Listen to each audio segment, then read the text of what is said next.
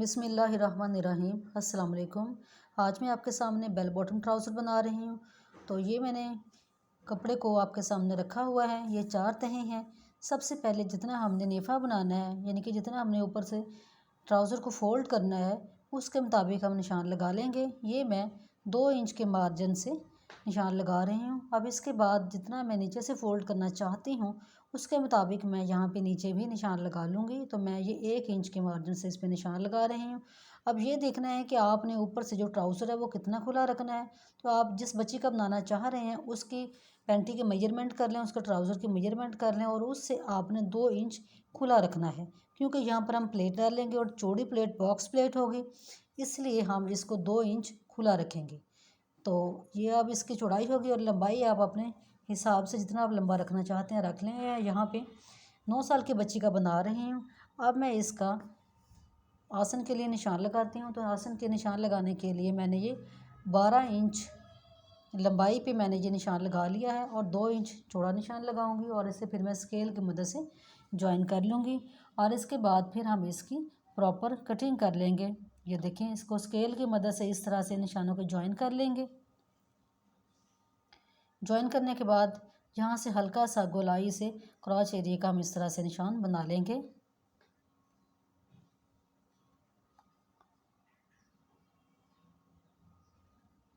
اب ہم اپنے ٹراؤزر کے دوسری سائڈ پہ آتے ہیں۔ تو اس سائڈ پہ ایک سلائی کے مارجن سے آپ نے نشان لگا لینا ہے، کیونکہ جو سینٹر کی سلائی لگاتے ہیں ٹراؤزر کی، اس کے مطابق ہم یہاں پہ نشان لگا لیں گے۔ تو یہ ایک سلائی کے مارجن سے میں نے نشان لگا لیا ہے۔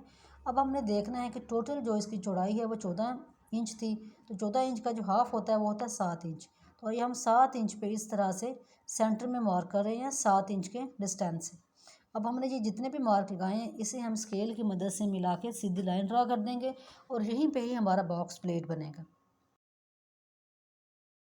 یہاں پر جو ہے 29 انچ جو ہے ٹراؤزر ہمارا تیار ہوگا۔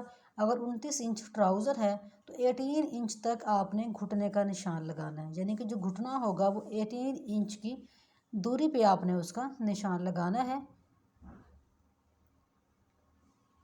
یعنی نیچے سے اگر آپ اس کی میجرمنٹ لیتے ہیں تو 9 انچ کی دوری پہ نیچے سے پاؤں والے سائڈ سے آپ نے نشان لگانا ہے، لیکن اگر آپ نے اوپر سے میجرمنٹ کرنی ہے تو 18 انچ کی دوری پہ آپ نے اس کا یہ نشان لگانا ہے۔ یہ دیکھیں، اس طرح سے میں یہاں پہ یہ مارک کر رہی ہوں۔ اب یہ دیکھنا ہے کہ گھٹنے والی جگہ سے ٹراؤزر ہمارا کتنا کھلا ہو۔ تو اس کے لیے بھی آسان سا فارمولہ ہے، آپ نے جس بچی کا یا جس کا بھی ٹراؤزر بنا رہے ہیں تو گھٹنے سے تھوڑا سا اوپر سے آپ نے اس طرح سے انچی ٹیپ کو رول کر کے، تو ذرا ڈھیلا ہی رکھنا ہے، انچی ٹیپ کو میجر کر لینا ہے۔ یہاں پہ جو رول کر کے جو میجرمنٹ آ رہی ہے وہ میرے پاس 16 آ رہی ہے، تو اس طرح سے میں انچی ٹیپ کو فولڈ کرتی ہوں تو 16 ہے۔ تو 16 دیکھیں، اس طرح سے فولڈ کرنے کے بعد انچی ٹیپ کا سٹارٹنگ پوائنٹ جو ہے اس کو میں 16 پہ رکھوں گی، اور اس کو میں ایک بار دوبارہ سے فولڈ کر لوں گی۔ یہ دیکھیں، اس طرح سے کر کے میجرمنٹ یہ سینٹر والی لائن پہ ہم رکھیں گے، اور جتنی ہماری میجرمنٹ آ رہی ہے اس کے اکارڈنگ ہم یہاں پہ نشان لگا دیں گے۔ سلائی کا جو مارجن ہے اس کا نشان ہم آدھے انچ کے فاصلے پہ اس سے دوری پہ لگائیں گے، وہ بعد میں لگا لیتے ہیں۔ لائن کی دونوں سائڈوں پہ آپ نے اس طرح سے یہ میجرمنٹ کرنے کے بعد نشان لگا لینا ہے۔ اب اس کے بعد سلائی کا جتنا مارجن ہونا چاہیے 1/2 انچ، تو دونوں سائڈوں پہ میں نے وہ بھی میجرمنٹ کے مطابق نشان لگا دیا ہے، یعنی کہ ایکچول نشان سے 1/2 انچ کی دوری پہ۔ اب اس کے بعد آتے ہیں پانچے والے سائڈ پہ کہ نیچے سے ہمارا جو بیل باٹم ٹراؤزر ہے وہ کتنا کھلا ہونا چاہیے۔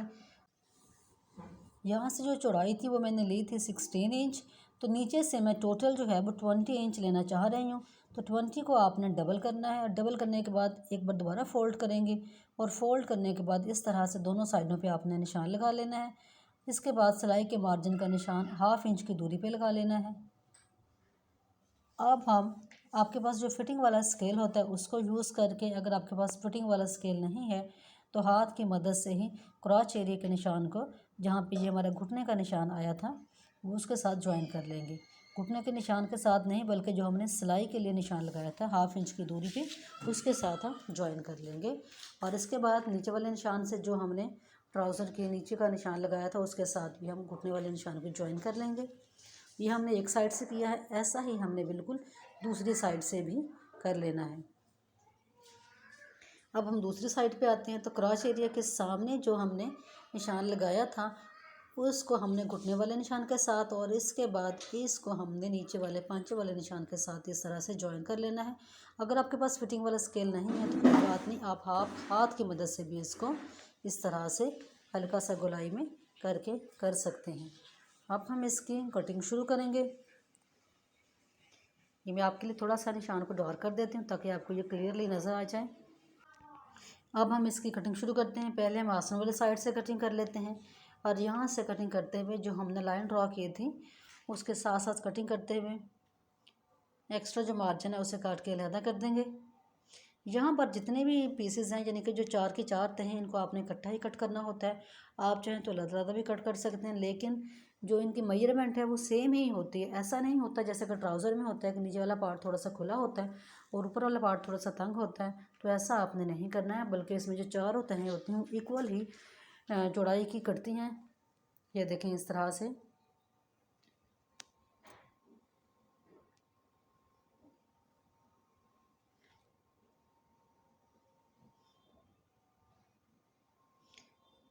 ये कटिंग हम कर चुके हैं।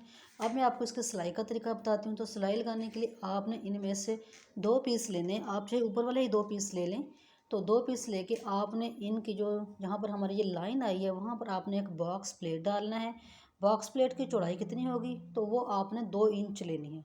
यानी कि जब आपको डबल करेंगे इसको कपड़े को तो 1 इंच होगा, लेकिन ज़ाहिर है 1-1 इंच दोनों साइडों पर होगा तो ऑटोमेटिकली वो 2 इंच हो जाएगा। अब मैं आपको ये फोल्ड करके बताती हूँ किस तरह से होगा।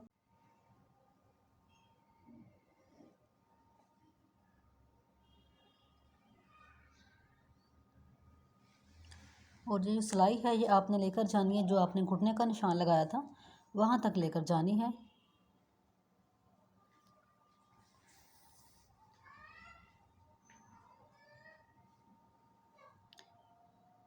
यहाँ पर आके हम सिलाई को मज़बूत करने के लिए डबल कर लेंगे और 2 साइडों की ये सिलाइयाँ लगाने के बाद इसको अच्छे से प्रेस कर लेंगे। इस तरह से दोनों साइडों पे बराबर करके इसको अच्छे से प्रेस कर लेंगे।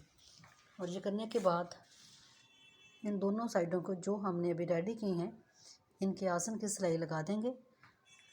आसन की सिलाई लगाने के बाद बैक साइड पे भी इस तरह से जिन पे आपने बॉक्स प्लेट नहीं डाले हैं उनके भी पहले आसन की सिलाई लगा देंगे और इसके बाद जो लंबी सिलाइयाँ वो लगा देंगे। यहाँ पर जहाँ पर बॉक्स प्लेट का एंड हुआ था वहाँ पर मैंने बटन लगाए हैं, ये आपकी चॉइस है। देखिए कितना खूबसूरत बेल बॉटम ट्राउज़र रेडी हो गया है। अगर आपको मेरी वीडियो अच्छी लगे तो लाइक करें और मज़ीद अच्छी वीडियोज़ के लिए चैनल को सब्सक्राइब करना ना भूलें। Thank you.